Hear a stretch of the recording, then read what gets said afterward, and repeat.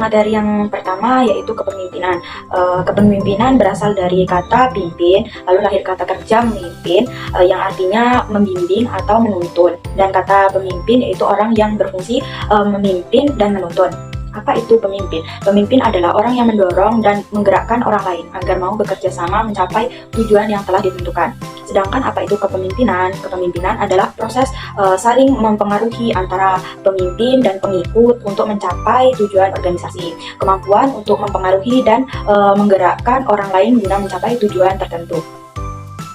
Materi selanjutnya yaitu pengertian kepemimpinan.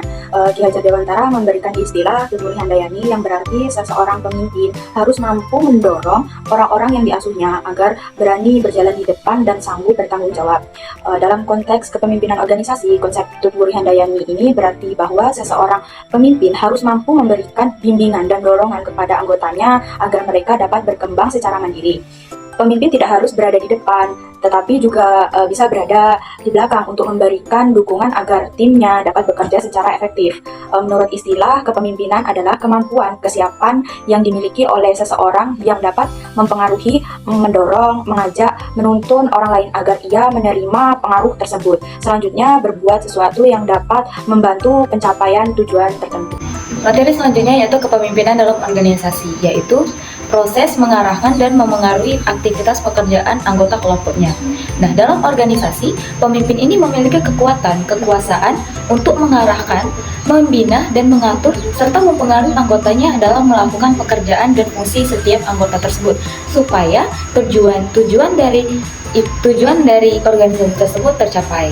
Selanjutnya yaitu fungsi kepemimpinan. Di sini memiliki 5 garis besar fungsi. Yang pertama itu fungsi instruktif, yaitu sebagai komunikator dua arah untuk menentukan apa sih yang akan dikerjakan dan kapan, di mana, serta bagaimana cara mengerjakannya, agar keputusan yang diambil itu efektif serta tujuannya itu tercapai.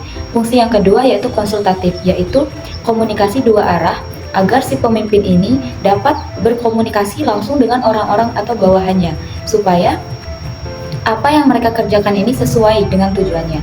Nah, fungsi yang ketiga yaitu fungsi partisipatif. Fungsi partisipatif ini yaitu berusaha untuk mengaktifkan anggota-anggotanya supaya mereka bekerja dengan sebaik mungkin gitu. Fungsi yang keempat yaitu fungsi delegasi. Nah, fungsi delegasi ini yaitu fungsi pelimpahan wewenang atau kepercayaan pemimpin terhadap anggotanya dengan memberikan tanggung jawab terhadap anggota tersebut. Ya, fungsi yang terakhir yaitu fungsi pengendalian.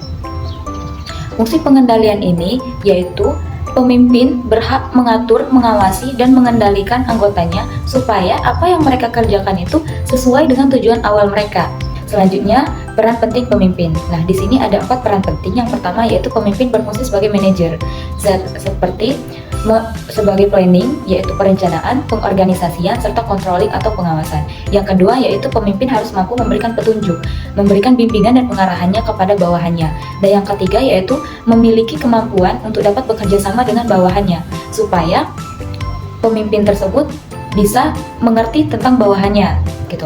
Yang terakhir yaitu pemimpin harus mampu menciptakan pekerjaannya itu sebaik-baiknya, suasana kerjanya yang nyaman, yang baik, yang tentram agar tujuannya dapat tercapai, serta apapun yang diberikan kepada anggota atau bawahannya itu dapat dikerjakan dengan sebaik-baiknya dan penuh dengan tanggung jawab. Kelas selanjutnya yaitu keterampilan pemimpin.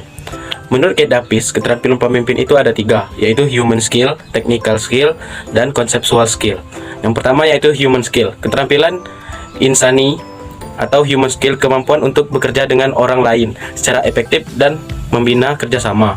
Technical skill yaitu keterampilan teknis, menunjukkan bahwa seseorang memiliki pengetahuan dan kemampuan dalam setiap jenis proses atau teknik. Yang terakhir yaitu conceptual skill. Keterampilan konseptual yaitu kemampuan untuk berpikir dalam istilah yang berkaitan dengan perencanaan jangka panjang, misalnya kerangka kerja dan model. Selanjutnya ada macam-macam gaya kepemimpinan. Yang pertama itu gaya kepemimpinan demokrasi. Nah, untuk ciri-ciri dari gaya kepemimpinan demokrasi ini ada yang pertama, orang-orang yang dipimpinnya sebagai subjek. Yang kedua, usaha untuk memanfaatkan kemampuan setiap orang yang ada dalam organisasi untuk berpartisipasi dalam setiap kegiatan. Yang ketiga, mengambil keputusan sangat mementingkan diskusi dan musyawarah. Yang keempat, berusaha mengutamakan kerjasama dan teamwork. Selanjutnya ada gaya kepemimpinan otoriter. Ciri-cirinya meliputi yang pertama, menempatkan kekuasaan di tangan satu orang atau sekelompok kecil. Kedua, pemimpin bertindak sebagai penguasa tunggal. Ketiga, kedudukan bawahan semata-mata sebagai pelaksana keputusan, perintah, dan bahkan kehendak pimpinan. Untuk kesimpulan dari presentasi yang telah kami sampaikan di video ini adalah kepemimpinan merupakan sebuah proses membimbing, mengarahkan, dan mempengaruhi anggota kelompok untuk mencapai tujuan organisasi. Seorang pemimpin memiliki fungsi instruktif, konsultatif, partisipasif, delegasi, dan pengendalian. Pemimpin harus memiliki keterampilan insani atau kerjasama, konseptual atau perencanaan, dan teknis atau penguasaan bidang.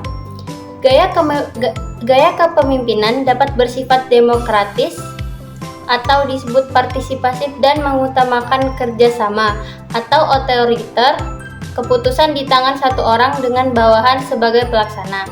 Pemimpin yang baik adalah yang bisa menyesuaikan gaya dan cara kerjanya sesuai dengan kebutuhan tim dan organisasi.